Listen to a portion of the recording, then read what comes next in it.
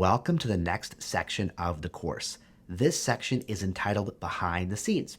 So as you might guess, in this section, we're going to get a better understanding of how React works behind the scenes, under the hood. We have an understanding of basic React mechanics, so now you have all of the knowledge that you need to go a little bit deeper.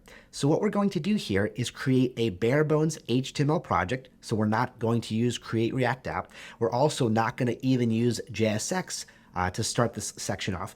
And we're going to import React via a CDN, a content delivery network.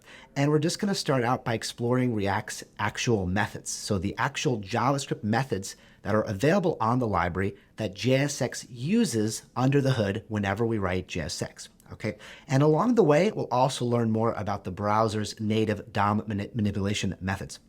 So we're going to start out by exploring how JavaScript works in the browser, how it creates elements, removes elements, and how that paved the way to React.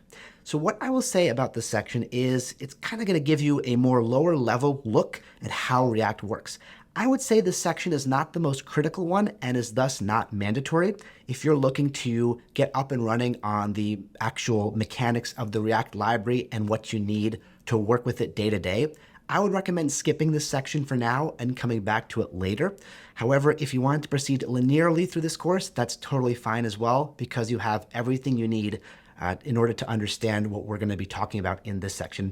But again, this section is for those of us who want to see React under a microscope and have a little bit more of an understanding of what exactly JSX is doing for us under the hood.